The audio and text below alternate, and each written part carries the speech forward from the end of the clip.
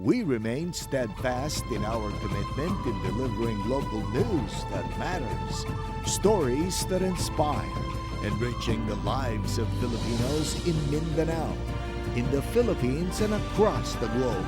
This is your GMA Regional TV, kapuso ng bawat Pilipino.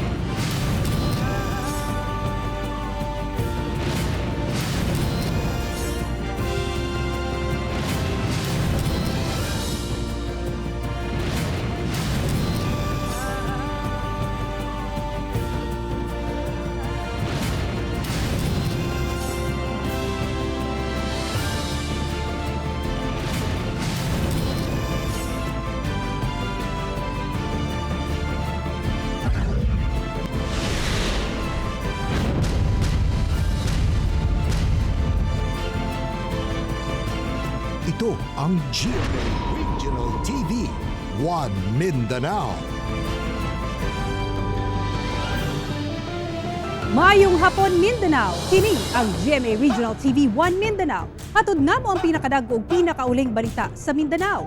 Ako si Sara Hilomen Velasco. Real Soroche, live gikan dinhi sa GMA Davao Complex. Cyril Chavez, live gikan dinhi sa GMA Cagayan de Oro Station.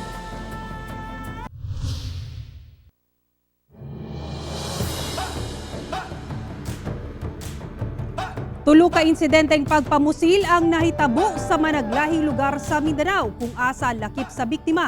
Duha ka pulis ani report.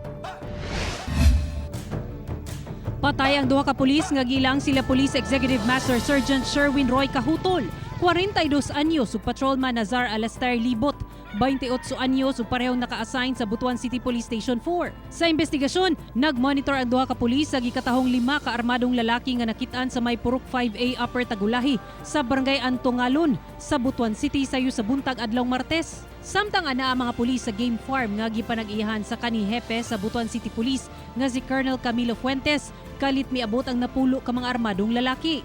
Gidisarmahan ang mga pulis ug gihiktan ang ilang mga kamot, dayon gipusil sa makadaghang higayon. Misibat ang mga armado nga gituhang miyembro sa NPA. Sa Cabadbaran City sa Agusan del Norte, gipusil patay ang laborer nga si Deji Ganso, 25 anyos, human nakiglali sa suspect nga si Jim Ray Puertos, 56 anyos ug silingan sa biktima. Sa investigasyon, nag-inom ang duha ug nagkalalis hangtod misangpot sa pagpamusil sa suspect sa biktima. Naigo ang biktima sa liog ug gidala sa Cabadbaran District Hospital apan dead on arrival na. Sa General Santos City, dead on the spot ang biktimang si Roberto Lipay Jr., kinsa kanhi na priso tungod sa illegal nga droga. Matod sa kapulisan, nagpahulay lang kuno ang biktima sa iyang duyan sa Purok Malipayon, Barangay Apopong, dihang gipusil sa wala mahiling sospek kinsa gilayong misibat sakay sa motorsiklo. Padayon pang ginaimbestigahan sa otoridad kung ang krimen may kalabutan sa pagkapriso sa biktima kaniadto tungod sa illegal nga droga. Ako si Sara Hilomen Velasco para sa One Mindanao. Doon na nagigunitan nga CCTV footage ang otoridad sa pagpamusil patay sa barangay chairman sa Kalanganan, Cotabato City. Ana-ana sa Cotabato City Police Office ang CCTV sa pagpatay kang barangay Kalanganan chairman Muhammad Dani Matabalaw Darping sa St. John Street, Rosary Heights 8 ning syudad. Matod ni Police Captain Rostom Pastolero, Chief of Police sa Cotabato City Police Office, na dili pa niini maipagawas ang CCTV tungod sa nagpadayong investigasyon. Ang tataw lamang kuno nga riding in tandem ang mga suspect. Nahitabo ang pagpamusil sa mismong girentang balay sa biktima sa St. John Street, Rosary Heights 8, Cotabato City. Matod sa kabanay niini, daan ang nakadawat og hulga sa kinabuhi ang biktima.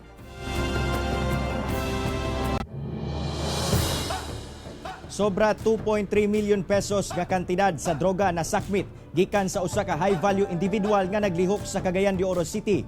Ani ang report.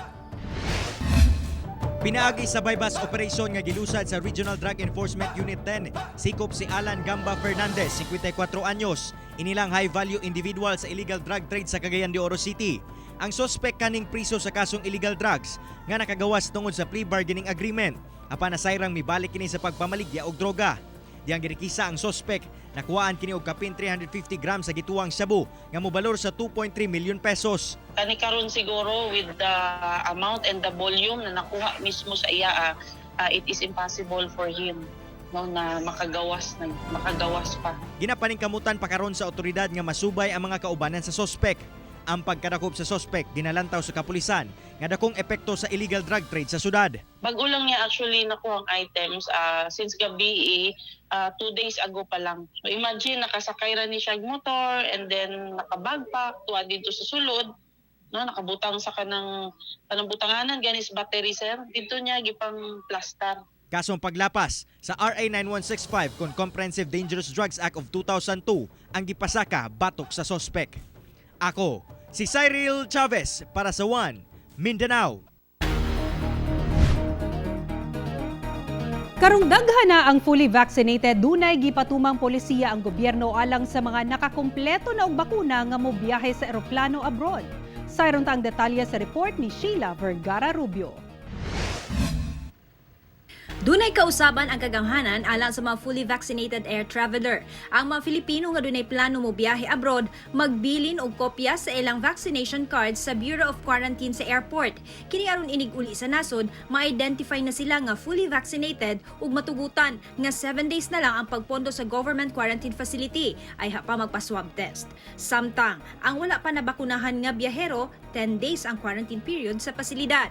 Pagbalik po dito, 7 days na lang po yung kanilang quarantine kung fully vaccinated na sila.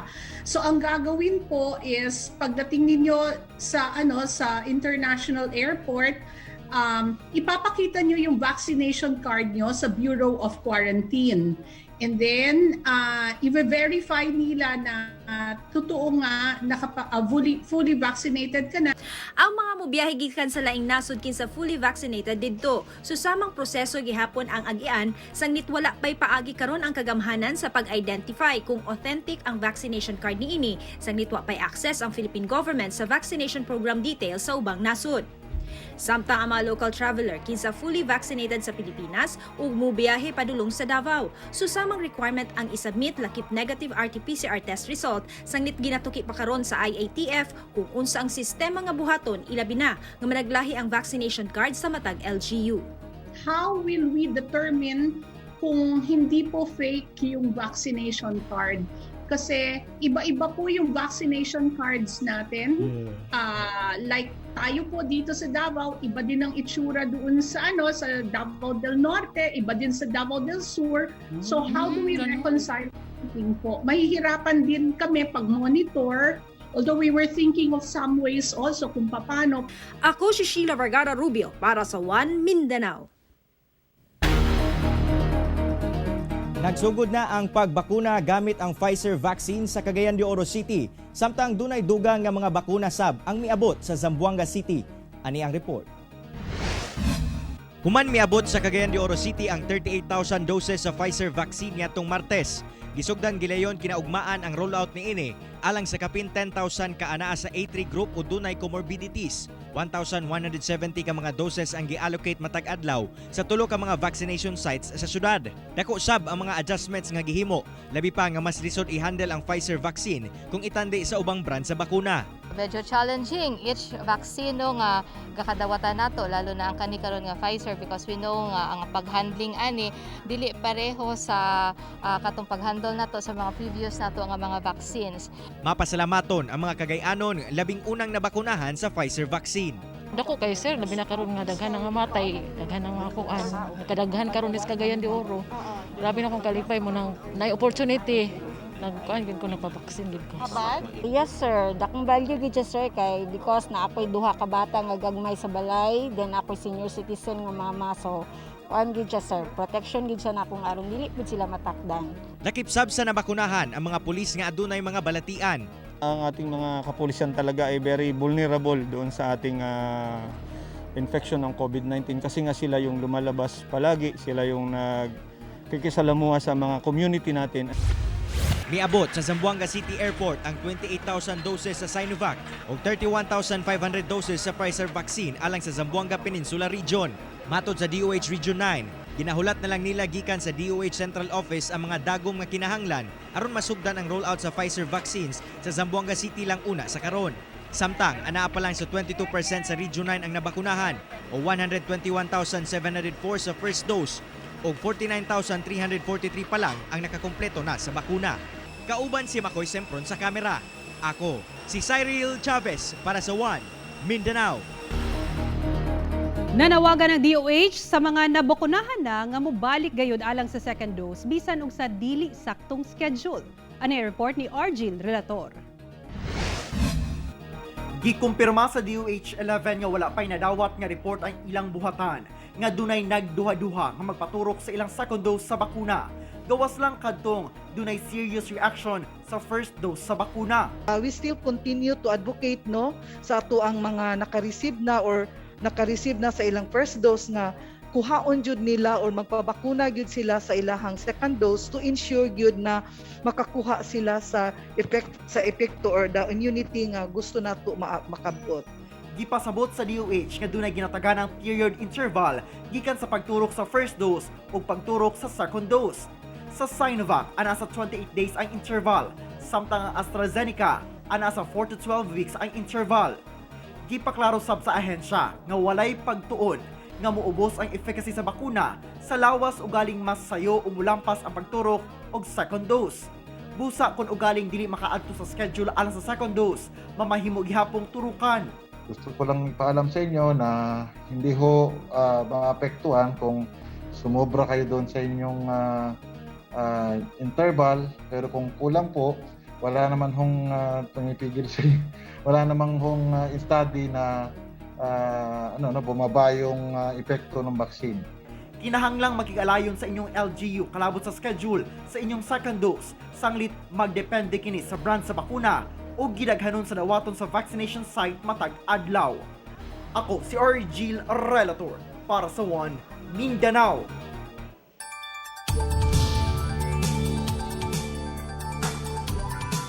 Walay na monitor ang pag-asa nga pagdaot sa panahon karon sa Mindanao apan magpabiling ulanon ang dagang parte sa isla. Padayon makasinati ang tibuok Mindanao ug madag-umon nga kalangitan inubanan sa mga pag-ulan labi na sa hapon ug gabi. Nagpabiling localized thunderstorm ang makaapekto sa Mindanao. Lauman usab ang kusog nga mga pag-ulan sa mga lugar sa Northern Mindanao, Barm ug Davao Region. Busa tambag sa pag-asa, magpabiling magbinantayon sa posibleng kalit nga pagdaot sa panahon.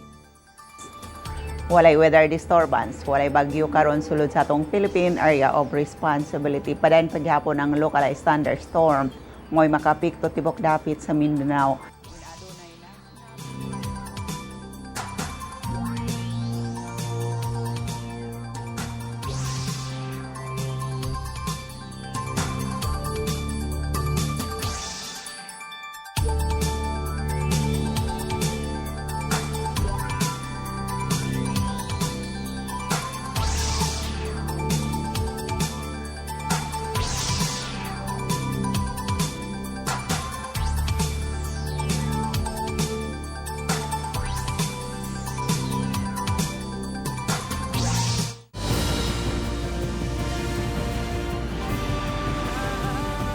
Ito ang GMA Regional TV, One Mindanao.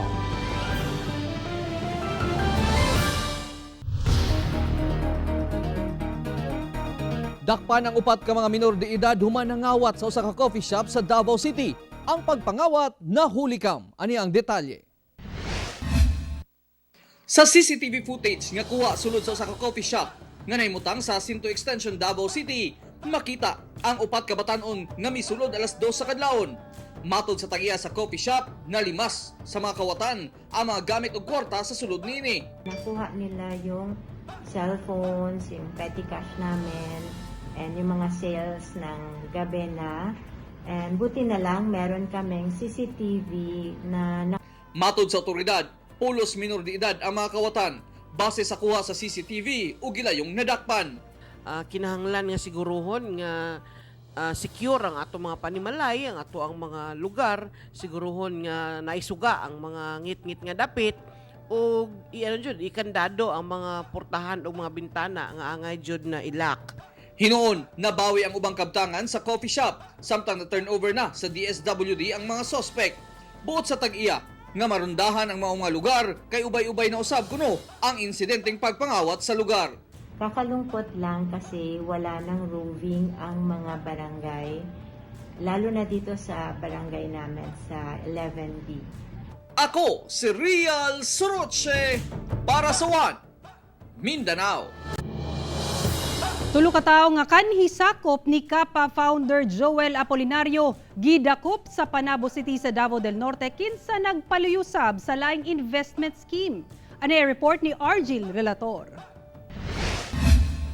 Gidakop sa Panabo Police ang tulo ka mga personalidad nga maoy nagpaluyo sa operasyon sa MERS Business Center sa Panabo City nga nailhang sila Danilo Bayeta kinsa maoy manager, si Elino de los Santos ug Jose Mariz Palma nga pulos taga General Santos City. Walay napakita nga igong dokumento sa ilang operasyon ang mga dinakpan. Sumala sa Securities and Exchange Commission kung SEC 11. Sa aran ang mga giingong mo invest sa grupo og 30% monthly interest rate sa usa ka tuig o 360% matag tuig. Nasayrang matauhan sabkuno ni Kapa founder Joel Apolinario ang mga dinakpan apan wala pa sila'y pahayag. Nakatakda ng kasuhan sa Panabo Police ang mga nadakpan. Ako si Argil Relator para sa One Mindanao. Forward truck nga nalambigit sa disgrasya sa Magsaysay, Misamis Oriental na sayrang gikarnap ug gipalit sa junk shop nga gipanag-iyahan sa usa ka barangay kapitan sa El Salvador City. Ani ang report ni Ethel Ipanag. Niadtong katapusan sa bulan sa Mayo, giharos nining forward truck ang mobile patrol sa City Mobile Force Company ngadto sa Magsaysay, Misamis Oriental. Din usa ka pulis ang patay ug 5 ang samdan. Apan niadtong June 2, naalarma ang kapulisan sanglit na wala ang maong truck sa mismong nahitabuan.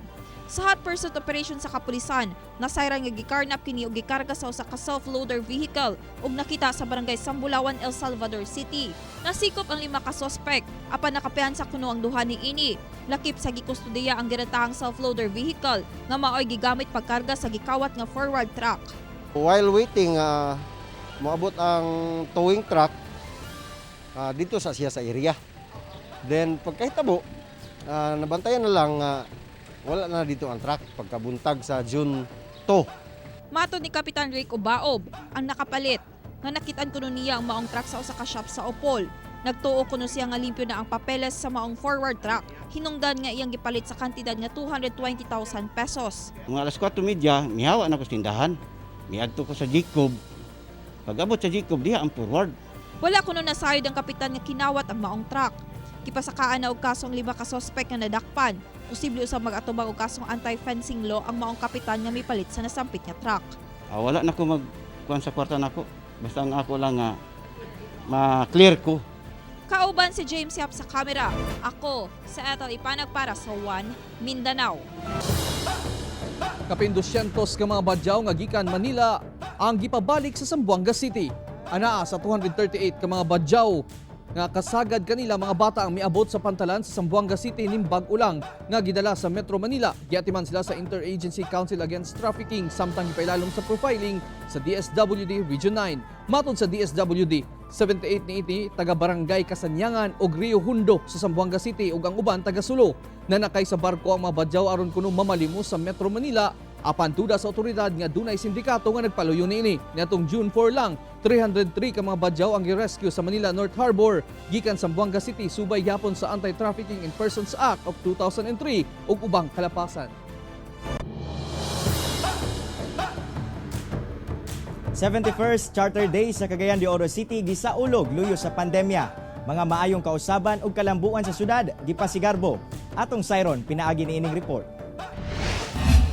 Gisugdan sa flag raising ceremony sa mga empleyado sa LGU nga gisundan sa virtual nga misa ang pagsaulog sa 71st Charter Day sa Cagayan de Oro City bisan dunay pandemya ug samtang gipailawom sa MECQ status ang syudad. Sa mensahe ni Mayor Oscar Moreno, dako ang kalambuan sa Cagayan de Oro sukad na himo kining syudad niadtong 1950. Cagayan de Oro's rise still can be improved, still can be enhanced.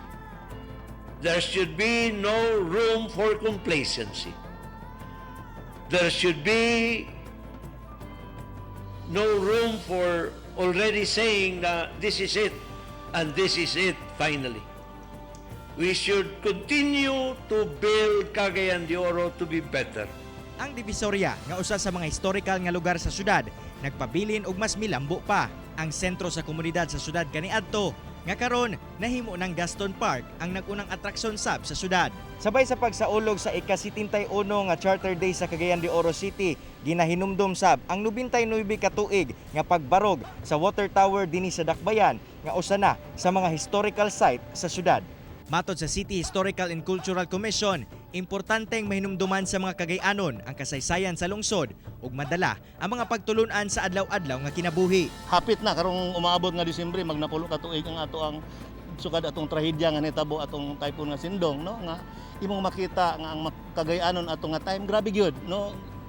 Dili na to makuan ang unsa ang tao nga nasa dalan, mga sa dalan di nato makakuan nga mangayo sila pero karon ibangon ang Cagayanon. Ang ayan sab nga ipasigarbo sa syudad ang pagkalig-on sa mga Cagayanon bisan unsa pa man ang suliran nga atubangon.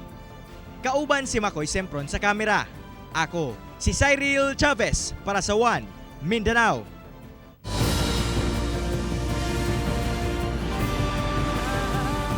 Ito ang GMA Regional TV, One Mindanao.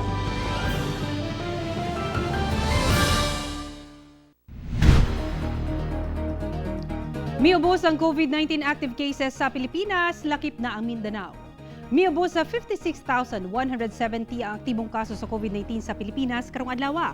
Kinihuman misaka sa kapin 1,253,000 ang recoveries ug 23,121 ang namatay. Sa karon, 1,332,832 na ang total COVID-19 cases sa nasod.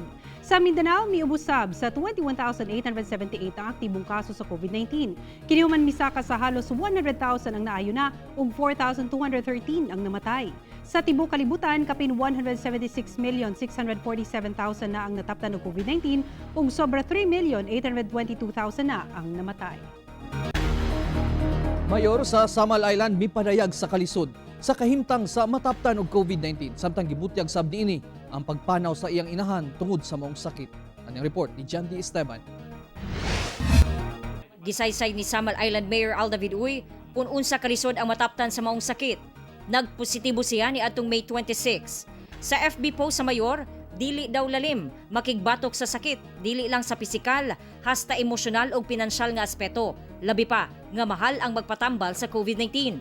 Ni grabe usab daw ang iyang kondisyon sud sa tulo ka adlaw. Maayo na lang kay naulian siya. Apan ang nakapait, ang iyang inahan namatay tungod sa maong sakit. Lisod kayo. Tawatan ka og unsa, mama, di ka makagawas. Ma-discharge naman ko, pero padayon gihapon ang ako ang pag-quarantine kay mag-repeat swab pa man ka para ma-clear lang ka. So lisod. Dili ka kaduol sa imong pamilya. Giangkon sa mayor nga puno na ang COVID-19 referral hospital sa Samal Island tungod sa nagkadaghan sa nagpositibo sa isla. Sa karon, 491 ang natalang total confirmed cases as of June 15. 88 niini ang aktibong kaso. Busa, istrikto nilang ginabawal ang home quarantine tungod na sayrang sud sa balay, paspas ang tinakdanay, kay di dayon ma-isolate. Gipahugtan sab ang ilahang pagbantay sa mga musulod sa Samal ug pagpatuman sa mga quarantine measures. Wala na mi kabutangan sa amo ang mga hapit na good 100 ang amo ang active cases and growing. Kabuang ni asa na mo ibutang kasi delikado man akong i-home quarantine nimo. Okay lang kung wala kay kauban sa balay. Pero kung daghan mo sa balay, hunya na ay mga comorbidity. Kaya sa mama nako na ay comorbidity. Ako si John D. Esteban para sa One Mindanao. Subling gimontar ang checkpoint sa barangay sa Upol nga nahimutang sa boundary sa Cagayan de Oro City aron makontrol ang pagsulod gawas sa mga tao sa lugar. Ani ang report ni Ethel Ipanag. Human gipailawom sa Modified Enhanced Community Quarantine o MECQ ang Cagayan de Oro City tungod sa taas nga kaso sa COVID-19. Gimontar pagbalik sa Barangay Bara nga mao'y boundary sa Opol, Misamis Oriental ug Cagayan de Oro City ang ilang checkpoint aron mamonitor ug makontrol ang mosulod gawas sa ilang barangay. Importante sa atong checkpoint awareness, no?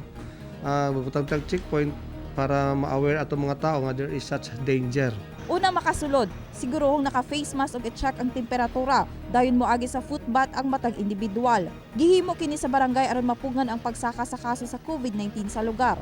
Gani sa kasamtangan adunay 16 active COVID-19 cases ang barangay. 164 ang naka-recover ug 30 na ang namatay. Sagad kuno sa mga nangatakdan, gikan nagtrabaho sa syudad sa Cagayan de Oro. Ang Opol nagpabiling anaa sa Modified General Community Quarantine o MGCQ. Until such time nga dili mag mellow down o dili maglaylo ang pagsaka sa COVID, amo nang i-maintain, no, para for the benefit sa atong mga kaigsuonan. Kauban si James Yap sa kamera. Ako sa Ethel Ipanag para sa One Mindanao.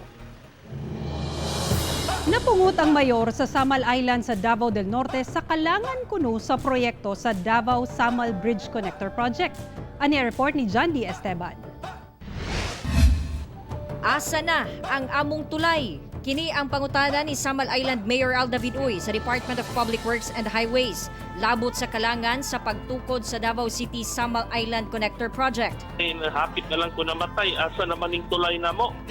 Kay kung ani na lang manggaling, makubid na po ko, dalahon ka na lang mo. Mga mo, klaruhan ninyo diya. Unsa mang yun, ini si Yusek Sadain, mangutana ko, unsa may gano ninyo sa mo ang tulay diya. Daan ang gibutyag ni DPWH Undersecretary Emil Sadain nga first quarter karong tuiga sugdan ang proyekto. Apan hangtod karon, wala pa kini masugdi. Sa phone interview sa One Mindanao sa project manager, mihatag na daw sila og update sa tulay sa City Mayor's Office. Wala pa daw maaprubahi ang pondo, gumikan daghan pa og mga pangutana ang China government. Labot sa mga issue, sama sa pag-acquire sa pondo alang sa road right-of-way o environmental compliance certificate. Sa DPWH, yes, gusto naming matuloy yung project. Kaya lang, we could not have the project kung wala tayong pondo. Ongoing pa ang loan negotiation between DOF and China and SICA. Kami naman, nagre-respond lang kami to DOF. Ang tulay mo kantidad og 19.32 billion pesos base sa gipirmahang kontrata tali gobyerno sa Pilipinas ug China. Duna kinigitason nga 3.98 kilometers. Ako si John D. Esteban para sa One Mindanao. Mga kasundaluhan sa 4th Cavalry Company Fort ID nag-hashtag spread kindness sa mga frontliner, cancer patients o pipila ka residente subay sa pagsaulog sa ilahang anibersaryo. Ani ang report? Subay sa kasaulugan sa ika-45 nga founding anniversary sa Armory Division, nagpahigayon og nagkadiyang aktibidad ang kasundaluhan ilawom sa 4th Cavalry Karangalan Company. Ilang gipakaon ang 32 ka mga leukemia patients nga ilawom sa grupong Yopapo. Gipatuman sab nila ang pangandoy sa mga bata nga makasakay sa mga armored vehicle sa kasundaluhan. Isip tabang alang sa mga nanginahanglan sa komunidad, gamit ang giipong one-day allowance sa mga sundalo. Nagpahigayon sab sila og community pantry alang sa mga taga-barangay San Simon. Nanghatag sab sila og libreng pamahaw alang sa mga frontline workers nga gabantay sa boundary checkpoint sa Taguluan ug Cagayan de Oro City. Isip balos sa gasa gikan sa kinaiyahan, nananumsab sila og 100 ka seedlings sa Palawan Cherry ug 50 ka mga seedlings sa Pink Trumpet sa Malasag Reforestation Park. Sa totoo lang, sir, yung mga bata tuwang-tuwa sila. Siyempre, alam namin yung pinagdadaanan nila, hindi yung biro-biro yung pinagdadaanan nilang sakit, lalo na itong leukemia. So, nung nakita namin yung tuwa sa mga mukha nila, mas grabe yung kagalakan na naramdaman namin na ganito pala yung makatulong sa mga leukemia patients. Pasalig sa kasundaluhan nga magpabilin silang moserbisyo sa katawhan ug motabang sa pagpreserba sa kinaiyahan, labi na karong dunay pandemya. Ako, si Cyril Chavez para sa One Mindanao. Kinilong tilapia ug pantat gipanghatag sa mga residente sa usa ka purok sa barangay poblasyon sa Mlang, Cotabato Province. Kapin 50 kilos nga tilapia ug pantat ang libreng ipang-apod-apod sa mga residente sa usa ka purok sa barangay Poblasyon, Samlang. Inaibaligya, gihatag na lang sa tag-iya niini nga si Ferdinand Piñol ang sobrang na-harvest sa iyang fish pond. Og tungod kay lifted pa ang New Movement Sunday sa probinsya, nakahigayon siyang ipanghatag ang mga isda, hilabi na sa iyang silingan og kabarangay. Tabang na lang daw niya kini sa katawhan nga makakaon og preskong isda karong dunay pandemya. The Clash Season 3 champion Jessica Villarubin nakaani og pagdaig sa usa ka Hollywood vocal coach sa kanindot sa iyang tingog ug mga kanta. Sunod-sunod karon ang mga blessings ug recognition nga nadawat sa Cebuanang singer nga si Jessica Villarubin. Human siya midaog sa The Clash Season 3. Duha na ka-singles ang na-release ni Jessica nga giuluhan og Ako Naman ug Beautiful. Ug subay sa iyang bagong kanta, usa ka Hollywood vocal coach nga si Mr. Lee Lontok ang nakadaig sa katakos ni Jessica sa pagkanta. Dakong pasalamat sa Cebuana Power Diva sa nadawat niining positive feedback. Mas nadasig kuno kining i-level up pa ang iyang performance.